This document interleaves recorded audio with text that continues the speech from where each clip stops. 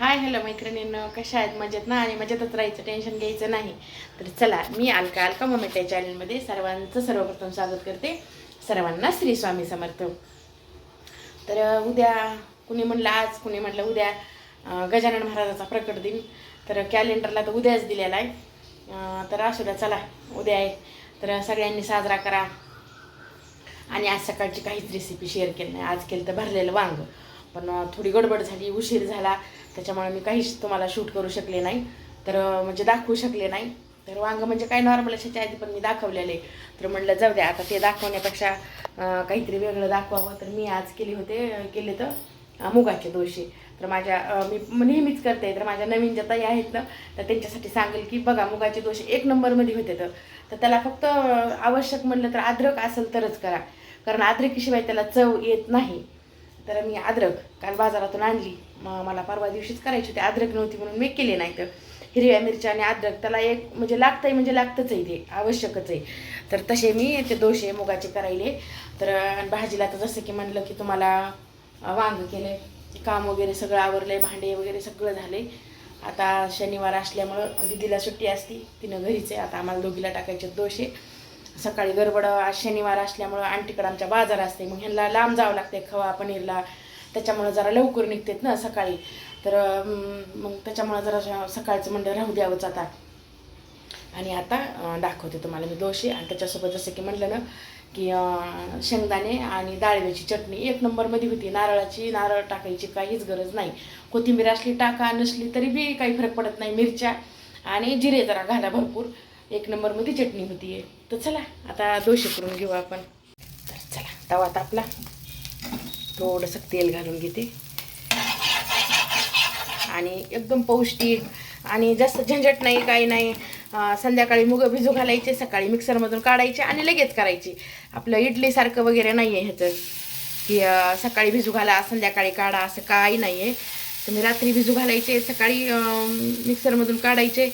जेवढे जाड पाहिजे जाड, पातळ पाहिजे पातळ, जसे पाहिजे तसे होते. तर आणि तुम्हाला एक सांगू का, हे दोशे दोन जर खाल्ले ना तर आपल्याला भूकसुद्धा लागत नाही. माहिती, इतके पौष्टिक दोशे इथे माझ्याकडं. तर 8 दिवसातून एकदा तर असतेच. आणि चिटकत नाहीत, काही नाही, काहीच नाही. 1 नंबरमध्ये होते. तर क्रिस्पी होते. आणि ह्याच्यामध्ये थोडेसे तांदूळ टाकायचे, नुसते मुगाचे नाही करायचे. नुसत्या मुगाचे जर केले ना तर लूज पडते, तर तशी पाहिजे तशी चव लागत नाही आहे. तर बघा, आपला डोसा चिटकत नाही, काही नाही. जसं की तुम्हाला छान असा ब्राऊन कलर येतं या, चवीला 1 नंबर लागतं या. आणि पौष्टिक आहे. तुम्ही तुमच्या लहान मुलं असतील त्यांना, पेशंट घरात असेल त्यांना हे अवश्य तुम्ही देऊ शकतात. तर करून बघा एकदा नक्कीच, मी तर म्हणाल. तर हे पहा आपला डोसा. ही सकाळची तुम्हाला जसं की म्हणलं शेअर केलं नाही तुमच्यासोबत, ही वांग्याची भाजी मस्त अशी. आता मेहंदी दिदीच आहेत घरी, आमच्या दोघींपुरती. आता पोळ्या सकाळी टाकल्यात, आमच्या दोघींच्या राहू दिल्या. आता म्हटलं गरम टाकावं. ही बघा, ही चटणी. तर कॅमेऱ्यात कशी दिसायली माहीत नाही, हिरवी ह्याच्यामुळे दिसायली ही चटणी. ज्यात कोथिंबीर मी भरपूर घातली, कारण चव छान लागती. नसेल तरी पण चालती, म्हणजे पांढरी शुभ्र होती. मग डाळ आणि शेंगदाणे जर असतील तर. तर चला मैत्रिणीनं, या नाश्त्याला. तर चला, हे आम्ही ह्याच्यात तुरीची डाळ घालून घेतली, धुवून अशी व्यवस्थित.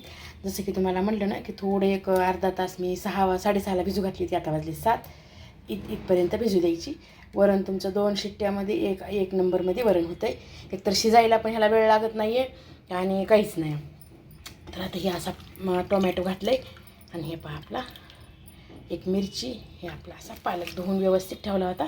आणि अजून बी पाण्यामध्येच ठेवला मी.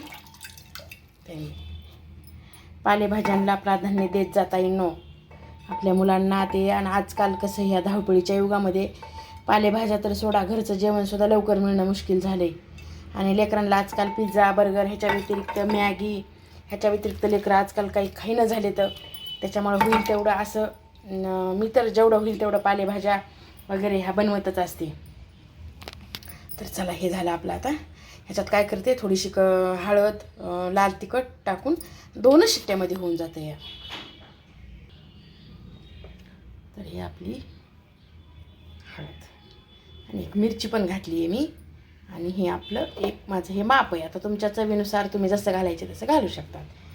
1 चमचा आणि हे वरी थोडंसं असं अर्धा चमचा, हे एवढं माझं माप आहे. तर झालं आता ह्याला 2 शिट्ट्यामध्ये हे होऊन जातं. या तर मला बनवायची तुम्हाला सांगते बघा मैत्रिणींनो. हे पहा असा पांढरा शुभ्र मस्त असा मुळा आहे, मी खिसून घेतला आहे. भरपूर असा लसण आणि आपल्या हिरव्या मिरच्या. तर मला बनवायची ह्याची भाजी.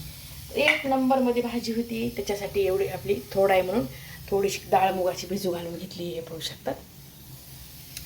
तर चला आता व्यवस्थित आता काय करते, जिरे मोहरे घालून घेते आणि तुम्ही करून बघा एकदा. 1 नंबरमध्ये होती भाजी. आणि ह्या भाजीला काय करायचं, उडदाची आणि हरभऱ्याची डाळ जी असते ना ती कंपल्सरी घालायची. एकदा करून बघा, 1 नंबर चव होती. चवीला एक छान लागते. कढीपत्ता असेल तर अजून छान. आता माझ्याकडे कुठला मसाला घालायचा नाही, काही नाही, काहीच नाही. तर लसण मिरच्या आणि ही अशी डाळ आहे ना उडदाची आणि हरभऱ्याची अशी लाल होईपर्यंत इतका छान स्मेल यायला आहे ना. एकदा बघा करून तुम्ही. उडदाची आणि हरभऱ्याची डाळ अवश्य घाला, म्हणजे घालाच. 1 नंबरमध्ये होते. आणि मी अगोदरच धुवून घेतला आहे मुळा किसून. नाही खाणारा माणूस सुद्धा ही भाजी खाते. एकदा बघा करून तुम्ही. डाळ घाला मस्त भरपूर असा, लसण घाला, कुठले मसाले वगैरे काही घालू नका. 2-4 मिरच्या, तिखट असतील तर 2च घाला, तिखट नसल्या तर 4 घातल्या तरी चालतात. आणि मिरच्या कुठून नका घालू, अशा अखंडच घाला. 1 नंबर भाजी घेतली मैत्रिणींनो. तर मी डाळ पण घालून घेतलेली आहे. आता ह्याला पाण्याची गरज लागत नाही, काही नाही. कारण हे जमिनीतली जे फळं असतात ना, फळभाज्या, मुळा, गाजर, ह्याला ऑटोमॅटिकली पाणी सुटत असते. ह्याला पाणी आणि खिसून ह्याच्यामुळे घेतली की पाणी टाकणं लागत नाही. ह्याला काय करते मी, झाकून ठेवते व्यवस्थित असं. 10 ते 15 मिनटं लागते. तर हे पहा टम्माशा आपल्या फुगणाऱ्या ज्वारीच्या भाकरी मस्त 2 आम्हाला दोघांना. हे पाहू शकतात पातळ अशी भाकरी मस्त 2 टाकल्या आता. आणि हे तुम्हाला भाजी दाखवते आता कशी मस्त झाली. हे पहा याची भाजी, कुठला मसाला नाही, काही नाही, उडकं नॉर्मल असं थोडंसं तिखट घातलं आहे. आणि मिरच्या तर मी घातलेल्याच आहे का. एकदा नक्कीच करून बघा. पाणी वगैरे नका टाकू, कारण आधीच मुळ्याला चव नसती, खात नाहीत आपण शरीरासाठी एकदम पौष्टिक असते म्हणून खायचा. तर अजिबात पाणी नाही घालता, एकदम सिम गॅसवर ठेवून असा बनवा आणि एकदा बघा करून. 1 नंबर होतं आहे. मी तुम्हाला पालकाचं वरण म्हणलं होतं ना, जसं की. तर हे पाहू शकतात 1 नंबरमध्ये शिजले. तुम्ही डाळ पाण्यात अर्धा तास ठेवून बघा आणि मग वरण करून बघा. साधं वरण लावतानाही तुम्ही असंच करा मैत्रिणींनो. आणि कुठलंही वरण फक्त अर्धा तास पाण्यात डाळ धुवून पाण्यामध्ये ठेवायची. एकतर आपला गॅसही वेस्ट होत नाही आणि एकदम छान डोक्याला ताण राहत नाही, मस्त वरण होतंय. चला आता याला फोडणी देऊन घेते. तर आपल्या पालकाचं वरण आता फोडणी देऊन घेते. तर भरपूर अशा जिरे मोहऱ्या घालायच्या. आणि मेन म्हणजे मेथ्या. तुम्ही एकदा करून बघा. माझ्या तर तुम्ही रोज व्हिडिओमध्ये बघतच असाल. मेथ्या कंपल्सरी असतातच असतात.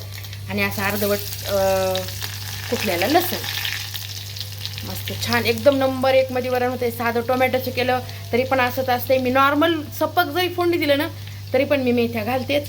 आणि हे थोडासा कसा हिंग आणि हे वरण ह्याच्यात घालून घेते. आता असं ठेवायचं. याच्या आधी सांगितलेले 1 नंबर फोडणी बसतीये. आणि